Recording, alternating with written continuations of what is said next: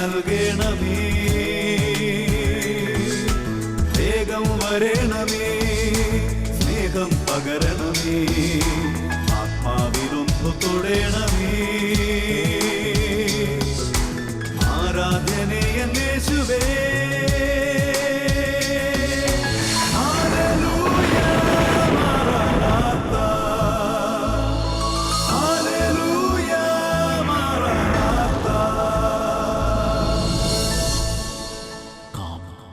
Lord Jesus.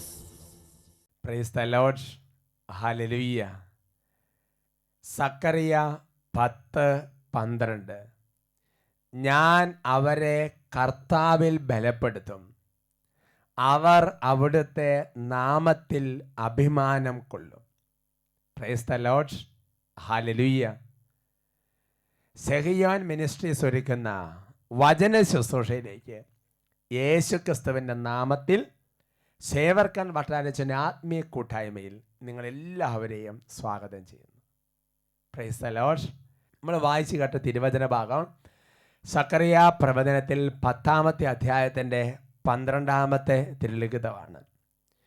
അവിടെ കർത്താവ് ഇങ്ങനെയാണ് വെളിപ്പെടുത്തിയിരിക്കുന്നത്: ഞാൻ അവരെ കർത്താവിൽ ബലപ്പെടുത്തും, അവർ അവിടുത്തെ നാമത്തിൽ അഭിമാനം കൊള്ളും.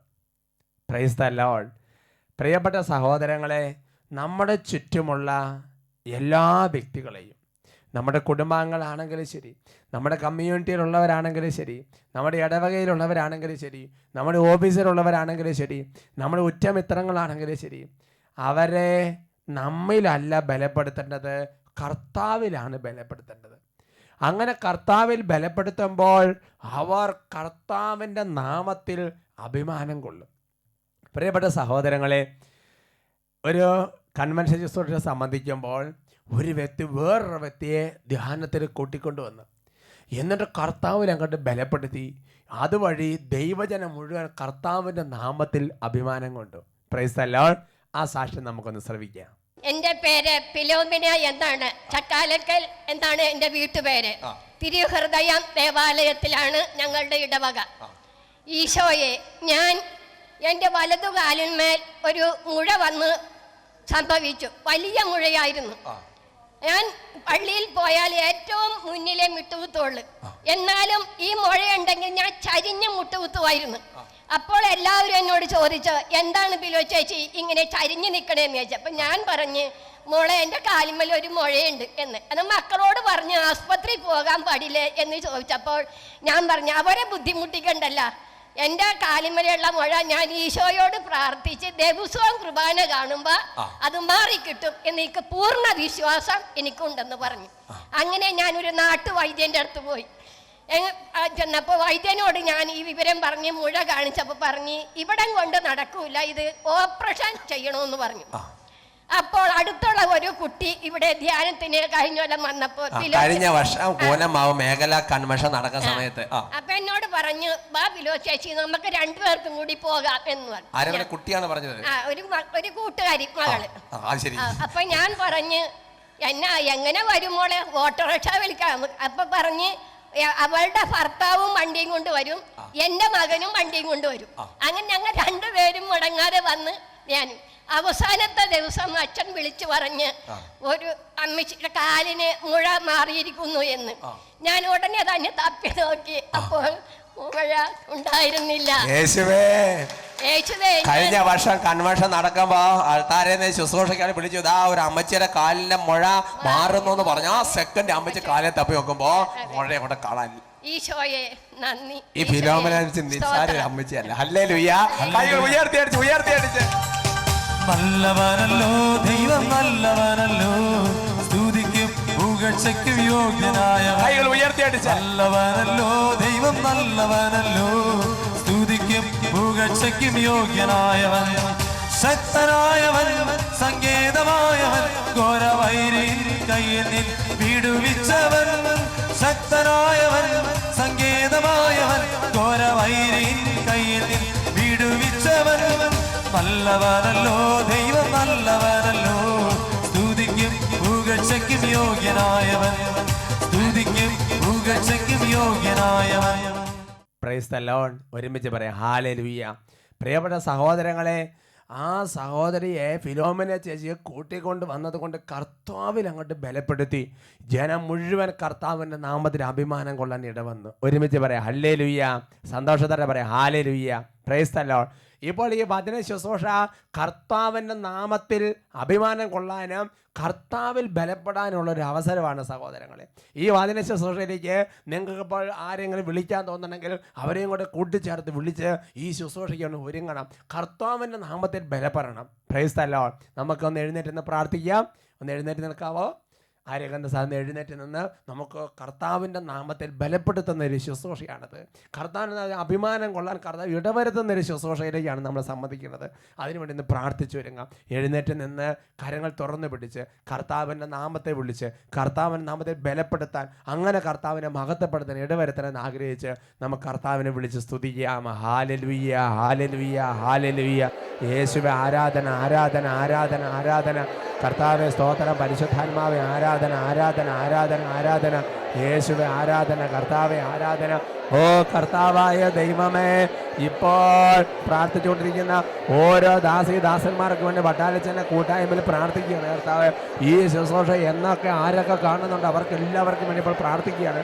ഓ ദൈവമേ, ഈ ശുശ്രൂഷ നടക്കുന്ന സമയത്ത് കർത്താവിൻ്റെ നാമത്തിൽ ബലം പ്രാപിക്കട്ടെ എന്ന് പ്രാർത്ഥിക്കുകയാണ്.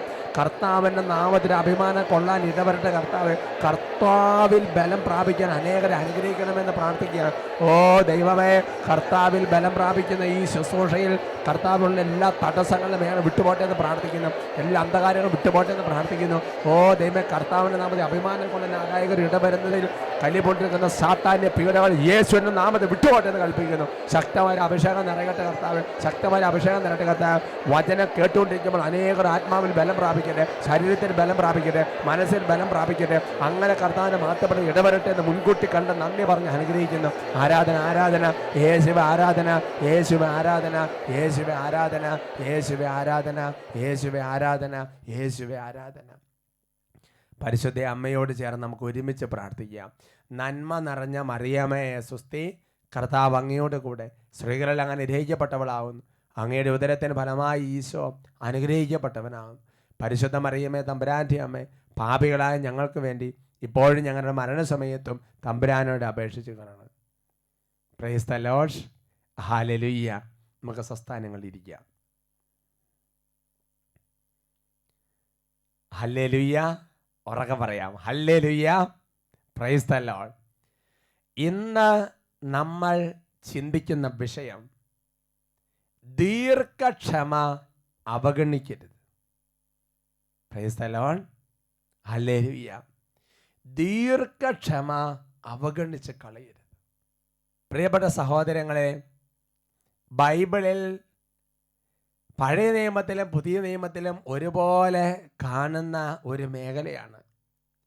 കർത്താവ് ജനത്തെ എപ്പോഴും പശ്ചാത്താപത്തിലേക്ക് ക്ഷണിച്ചുകൊണ്ടിരിക്കും. അനുതാപത്തിനുള്ള അവസരങ്ങൾ കർത്താവ് ഒരുക്കിക്കൊണ്ടിരിക്കും. പല വ്യക്തികളിലൂടെ, പല സംഭവങ്ങളിലൂടെ, പല സാഹചര്യങ്ങളിലൂടെ ജനത്തെ എപ്പോഴും മടങ്ങി വരാൻ, തിരിച്ചു വരാൻ കർത്താവ് ക്ഷണിക്കുന്ന ഒരു ചിത്രം ബൈബിളിൽ അങ്ങോളം ഇങ്ങോളം ഉണ്ട്. യേശുവിൻ്റെ ജീവിതം പരിശോധിക്കുമ്പോൾ ഇത് തന്നെയാണ് നമ്മൾ കാണുന്നത്. ബൈബിളിലുള്ള ചില വചനങ്ങൾ ഞാൻ നിങ്ങളുടെ ശ്രദ്ധയിൽപ്പെടുത്താൻ ആഗ്രഹിക്കുകയാണ്. പ്രഭാഷകന്റെ പുസ്തകത്തിൽ 17-ാമത്തെ അധ്യായത്തിൻ്റെ 24-ാമത്തെ തിരുലിഖിതം, പശ്ചാത്തപിക്കുന്നവർക്ക് തിരിച്ചു വരാൻ അവിടുന്ന് അവസരം നൽകും.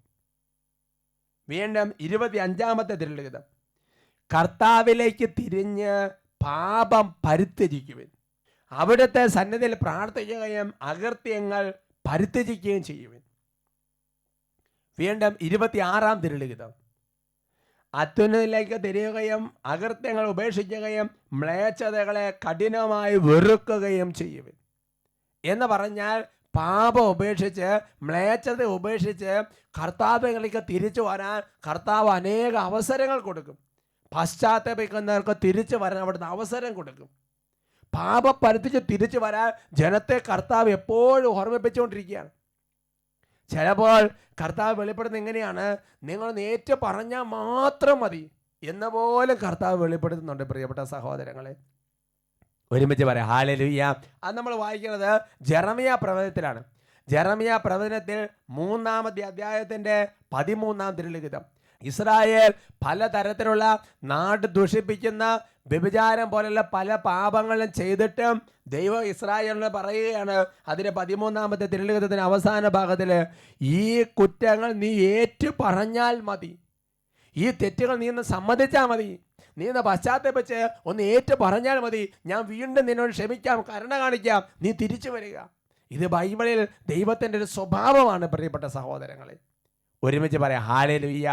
അതിനെക്കുറിച്ച് പ്രഭാഷകന്റെ പുസ്തകത്തിൽ 5-ാമത്തെ അധ്യായത്തിൻ്റെ 7-ാം തിരുലിഖിതം, കർത്താവിങ്കലേക്ക് തിരിയാൻ വൈകരുത്, നാളെ നാളെ എന്ന് നീട്ടി വയ്ക്കുകയും അരുത്.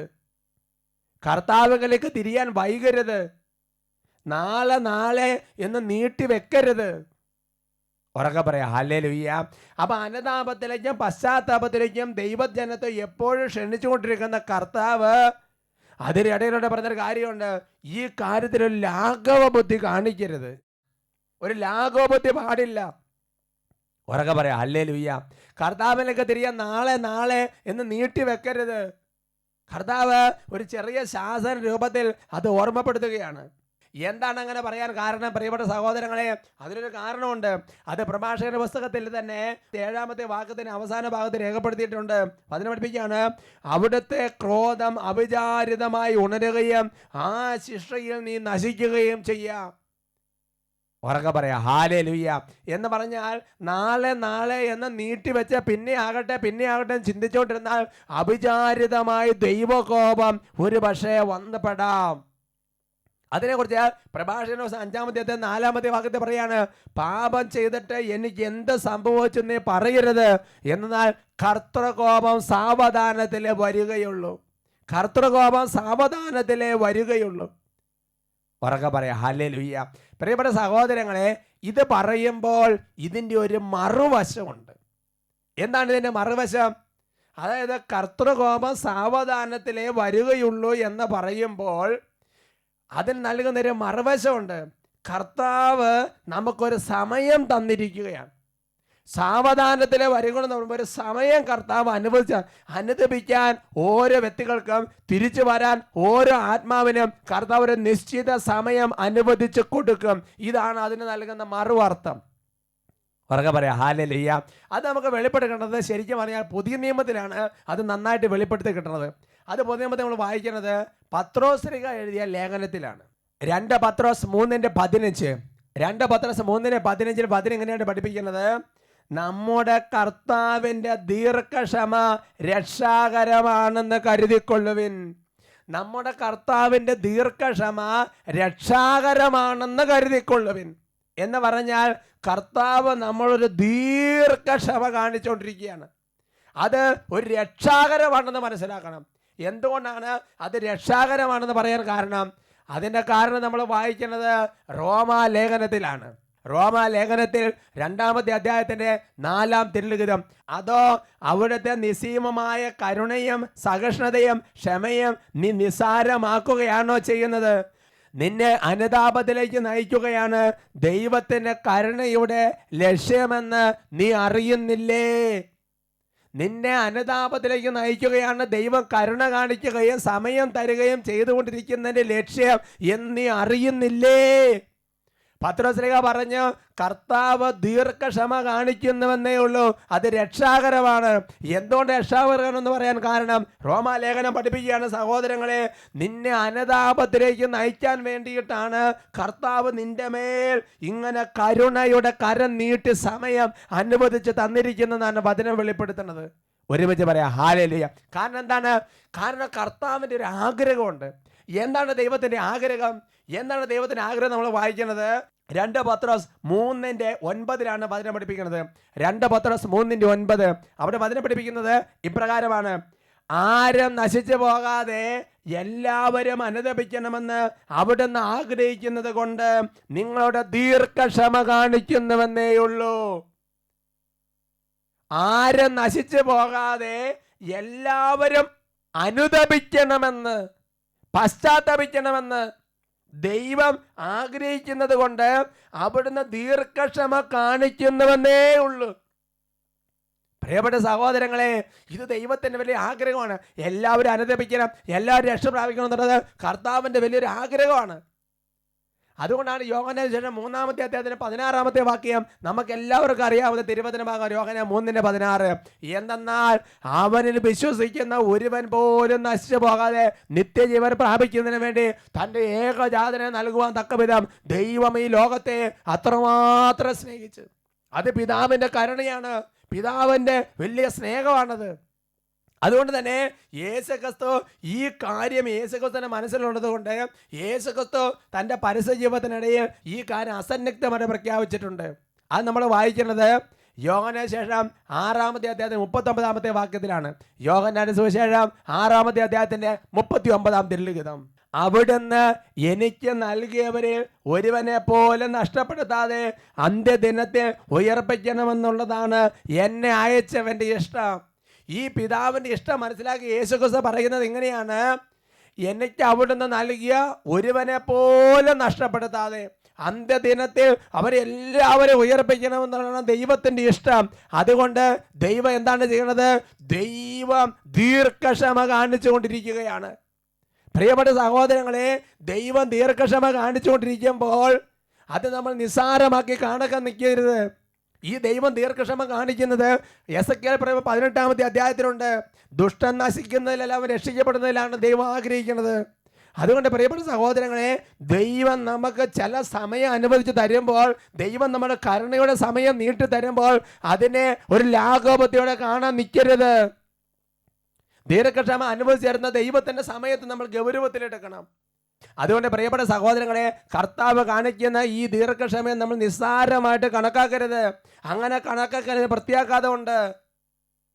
ഈ കർത്താവ് കാണിക്കുന്ന ദീർഘക്ഷമയെക്കുറിച്ച് ബൈബിളിൽ നല്ല കോൺക്രീറ്റ് ഒരു ഉദാഹരണമുണ്ട്. ലൂക്കായുടെ ശേഷം 13-ാമത്തെ അധ്യായത്തിന്റെ 5 മണി തിരുവചനങ്ങൾ ഒരു അത്തിവൃക്ഷത്തെക്കുറിച്ച് പഠിപ്പിക്കുന്നുണ്ട്. തോട്ടത്തിന് നടുവിൽ നിൽക്കുന്ന അത്തിവൃക്ഷം, അതിൽ ഫലമുണ്ടെന്നൊക്കെ കർത്താവ് വന്ന് ഫലമില്ലെന്ന് കണ്ടപ്പോൾ കർത്താവ് അത് വെട്ടിക്കളയാൻ പറഞ്ഞു. അപ്പോൾ കൃഷിക്കാരൻ പറഞ്ഞു, നമുക്കതിന് ചുവട് കളിച്ചൊന്ന് വളമിട്ട് വെള്ളമൊഴിച്ച് നോക്കാം, അത് ഫലം പുറപ്പെടുവിച്ചേക്കാം. അങ്ങനെ കർത്താവ് 1 വർഷത്തേക്കും കൂടെ സമയം അനുവദിക്കുകയാണ്. 1 വർഷത്തേക്കും കൂടെ ദീർഘക്ഷമ കാണിക്കുകയാണ്. 1 വർഷത്തേക്കും കൂടെ പശ്ചാത്തപിച്ച് തിരിച്ചൊരു അവസരം കൊടുക്കുകയാണ്. 1 വർഷത്തേക്കും കൂടെ കാലാവധി നീട്ടിക്കൊടുക്കുകയാണ്. എന്നാൽ പ്രിയപ്പെട്ട സഹോദരങ്ങളെ, ഈ വൃക്ഷം അറിയുന്നുണ്ട് ഇതെൻ്റെ അവസാനത്തെ ചുവടുകളയാണെന്ന്. ഈ വൃക്ഷം അറിയുന്നുണ്ട് ഇതെൻ്റെ അവസാനത്തെ വളമെടിയിലാണെന്ന്. ഈ വൃക്ഷം അറിയുന്നുണ്ട് ഇതെൻ്റെ അവസാനത്തെ വെള്ളമൊഴിക്കലാണെന്ന്.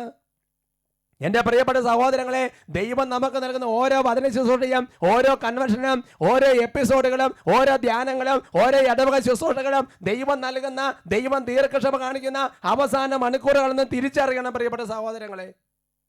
ഒരു പക്ഷേ ഇനി ഇതുപോലത്തെ ഒരു വചന ശുശ്രൂഷ സംബന്ധിക്കാൻ സാധിക്കാത്ത എത്രയോ പേര് ഈ ശുശ്രൂഷ സംബന്ധിക്കുന്നുണ്ടാവും. ഞാൻ ഓർക്കാണ്, എനിക്കറിയാവുന്ന ഒരു വ്യക്തിയുടെ കാര്യം ഓർക്കാണ്.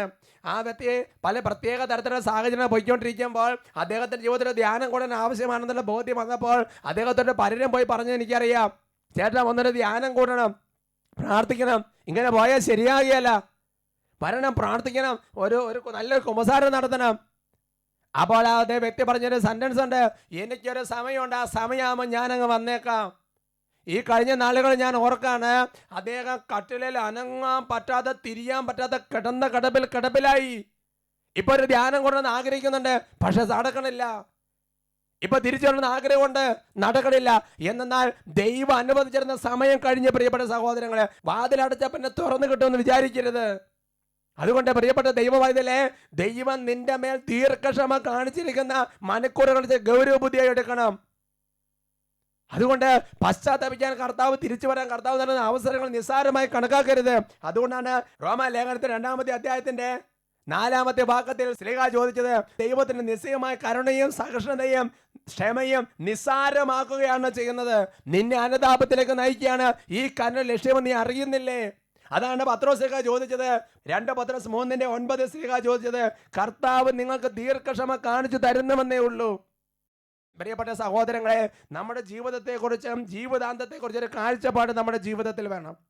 എന്ന് പറഞ്ഞാൽ നമ്മുടെ ജീവിതത്തിൽ ദൈവം നൽകുന്ന ഓരോ അവസരങ്ങളും, ഒരുപക്ഷെ മാതാപിതാക്കന്മാരോട് നൽകുന്നൊരു ശാസന, വികാരിച്ചുള്ളവർ തരുന്നൊരു ഉപദേശം, അല്ലെങ്കിൽ ആരിലൂടെ ഇങ്ങനെ വരുന്ന ഒരു വചന ശുശ്രൂഷയുടെ ഒരു എപ്പിസോഡ്, അല്ലെങ്കിൽ ഒരു കൺവെൻഷൻ ശുശ്രൂഷ, ഒരു ഇടവക ധ്യാനം, ഇതൊക്കെ ദൈവം നിന്നെ അനുതപിക്കാൻ, അനുതാപത്തിൽ തിരിച്ചുകൊണ്ടാൻ നൽകുന്ന അവസാനത്തെ അവസരങ്ങളായിട്ട് നമ്മൾ ചിന്തിക്കണം സഹോദരങ്ങളെ. ഇനി ഒരു അവസരം കിട്ടുമോ ഇല്ലെന്ന് അറിഞ്ഞുകൂടാ. Price the Lord. ഒരുമിച്ച് പറയാം ഹല്ലേലൂയ. അവർക്ക് പറയാം ഹല്ലേലൂയ. കർത്താവ് നൽകുന്ന ദീർഘക്ഷമയുടെ സമയത്തിൻ്റെ കാര്യത്തെക്കുറിച്ച് നമുക്ക് തിട്ടമില്ല പ്രിയപ്പെട്ട സഹോദരങ്ങളെ. അതുകൊണ്ട് ജീവിതത്തെക്കുറിച്ച് ഗൗരവബുദ്ധിയായി ചിന്തിക്കണം. ജീവിതാന്തത്തെക്കുറിച്ച് ഓർമ്മ വേണം പ്രിയപ്പെട്ട സഹോദരങ്ങളെ. Price the Lord. കർത്താവിനെ എഴുന്നേറ്റ് നിന്ന് പ്രാർത്ഥിക്കാം. പ്രിയപ്പെട്ട ദൈവ പൈതലേ, ദൈവസനിൽ ആത്മാർത്ഥമായിട്ട് ആത്മശോധന ചെയ്ത് പ്രാർത്ഥിക്കുക. നിന്റെ ജീവിതത്തിൽ ദൈവം ദീർഘക്ഷമ കാണിച്ചുകൊണ്ടിരിക്കുമ്പോൾ നീ അതിനെ നിസ്സാരമാക്കി കണക്കാക്കുന്നുണ്ടോ? കർത്താവുകളിലേക്ക് തിരിയാൻ വൈകരുത്. നാളെ നീട്ടിവെക്കരുത്. നിന്നെ അനുതാപത്തിലേക്ക് നയിക്കുകയാണ് ദൈവത്തിൻ്റെ കരുണ ലക്ഷ്യമെന്ന് നീ അറിയണം. കർത്തൃകോപം സാവധാനത്തിലെ വരുവുള്ളെന്ന് പറയുമ്പോൾ കർത്താവിൻ്റെ കരുണ രക്ഷാകരമാണ്. നിന്നെ അനുതാപത്തിലേക്ക് നയിക്കാൻ വേണ്ടി കർത്താവ് നൽകുന്ന അവസാനത്തെ അവസരങ്ങളായിട്ട് നിന്നെ കണക്കാക്കണം. ദൈവമേ, ഈ ഒരു അഭിഷേകം, ഈ ഒരു ഓർമ്മ, ഈ ഒരു ചിന്ത എൻ്റെ ഹൃദയത്തെ വേരുപാക്കി ദൈവമേ, അങ്ങ് നൽകുന്ന സമയത്തെ ഗൗരവബുദ്ധി എടുക്കാൻ, തിരിച്ചു വരാൻ തക്കവിധം ഗൗരവബുദ്ധി എടുക്കാൻ എൻ്റെ ആത്മാവിൻ്റെ മേൽ അവിടുന്ന് പരിശുദ്ധാത്മാവിനെ അയച്ച് ഒരു തുറവി നൽകണമേ. കരങ്ങളെത്തി എല്ലാവരും ചേർന്ന് സ്തുതിക്കട്ടെ. ഹല്ലേലൂയ, ഹല്ലേലൂയ, ഹല്ലേലൂയ. യേശുവേ ആരാധന, ആരാധന, ആരാധന, ആരാധന. ഓ കർത്താവേ, ഇപ്പോൾ ഈ ശുശ്രൂഷ സംബന്ധിച്ചെടുക്കുന്ന ഓരോ ദാസന്മാരുടെ മേൽ അനുതാപത്തിൻ്റെ ഒരു അഭിഷേകം ചൊരിയണമെന്ന് പ്രാർത്ഥിക്കുന്നു. കർത്താവ് കാണിക്കുന്ന ദീർഘക്ഷമയെ ഗൗരവബുദ്ധി എടുക്കാൻ തക്കവിധം കൃപ നിറയട്ടെ എന്ന് പ്രാർത്ഥിക്കുന്നു. ഓ ദൈവമേ, നാളെയാകട്ടെ പിന്നെയാകട്ടെ എന്ന് പറയുന്ന സാത്താന്റെ ദുരുപദേശങ്ങൾ യേശു നാമത്തിൽ വിട്ടുപോട്ടെ എന്ന് പ്രാർത്ഥിക്കുന്നു. യേശു ആരാധന, ആരാധന. അനുതാപത്തിന് ആത്മാവ് നിറയട്ടെ, പരിശുദ്ധാത്മാവ് നിറയട്ടെ, കൃപ നിറയട്ടെ, തിരിച്ചു വരേണ്ട ആത്മാവ് നിറയട്ടെ. ആരാധന, ആരാധന, ആരാധന, ആരാധന. യേശുവേ ആരാധന, യേശുവേ ആരാധന, യേശുവേ ആരാധന. Price the Lord. ഹല്ലേലൂയ. ദൈവത്തിൻ്റെ ദീർഘക്ഷമ അവഗണിച്ച് കളയരുത്. Hallelujah, Maranatha. Come, Lord Jesus.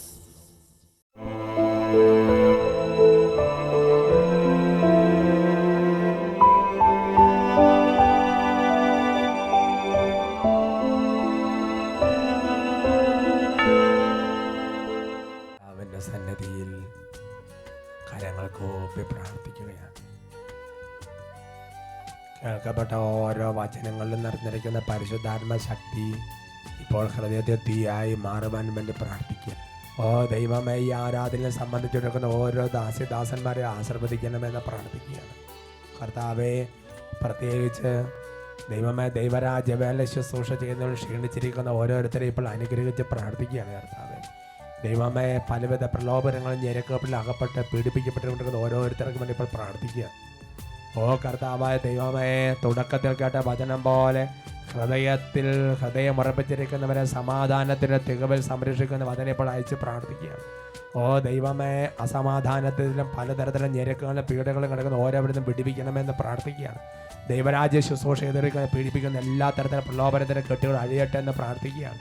യാക്കോബ് 4:7 പിശാചിനെ ചെറുത്തു നിൽക്കാൻ അവൻ നിങ്ങളിൽ നിന്ന് ഓടി അകന്നുകൊള്ളും. ഓ കർത്താവ്, എല്ലാ പൈശാചിക പീഡകളും പ്രലോഭനങ്ങളും ഇപ്പോൾ ദേശങ്ങൾ വിട്ടുപോട്ടെന്ന് പ്രാർത്ഥിക്കുന്നു. കാര്യങ്ങൾ ഉയർത്തി, സ്വരം ഉയർത്തി, ആദരം തുറന്ന് കർത്താവിനെ വിളിച്ച് പ്രാർത്ഥിക്കുമ്പോൾ ദിവ്യകാരന് ആശീർവാദം നൽകി എല്ലാ തരത്തിലുള്ള തിന്മയുടെ കെട്ടുകളും പ്രലോഭനത്തിൻ്റെ കെട്ടുകളും എല്ലാ അന്ധകാര പീഡകളെ ശാസിക്കുന്ന സമയമാണ്. കാര്യങ്ങൾ ഉയർത്തി എല്ലാവരും ചേർന്ന് ഉറാക്ക സ്തുതിക്കട്ടെ. ഹല്ലേലൂയ, ഹല്ലേലൂയ, ഹല്ലേലൂയ, ഹല്ലേലൂയ, ഹല്ലേലൂയ, ഹല്ലേലൂയ, ഹല്ലേലൂയ. ഓ കർത്താവേ, ഇപ്പോൾ കൈകൾ ഉയർത്തി പ്രാർത്ഥിക്കുന്ന ഓരോ ദാസന്മാരെ ആശീർവദിക്കുന്നു. എല്ലാ അന്ധകാര പീഡകൾ വിട്ടൊഴിയട്ടെ, പൈശാചിക പ്രലോഭനങ്ങൾ കെട്ടുകൾ യേശുവിന്റെ നാമത്തിൽ അഴിയട്ടെ എന്ന് പ്രാർത്ഥിക്കുന്നു. ഓ ദിവ്യകാരൻ ശക്തി പുറപ്പെട്ട് ഇപ്പോൾ ഹൃദയം താർന്നിരിക്കുന്ന വിട്ടുപിക്കണമെന്ന് പ്രാർത്ഥിക്കുന്നു. ദേശത്തിൻ്റെ കെട്ടുകൾ അഴിയട്ടെ, വംശത്തിൻ്റെ കെട്ടുകൾ അഴിയട്ടെ, രോഗപടികൾ കെട്ടുകൾ അഴിയട്ടെ, തടസ്സങ്ങളുടെ കെട്ടുകൾ അഴിയട്ടെ, കുടുംബങ്ങൾ വെറുതെ പ്രാപിക്കട്ടെ. കൈകൾ ഉയർത്തി കരഞ്ഞ് പ്രാർത്ഥിക്കുന്ന രോഗികൾ ഇപ്പോൾ യേശുവിൻ്റെ നാമത്തിൽ ആശീർവദിക്കുന്നു. അന്ധകാരങ്ങൾ ചിഹ്നവനമാകട്ടെ. ആരാധന, ആരാധന, ആരാധന. Hallelujah, Maranatha. Come, Lord Jesus.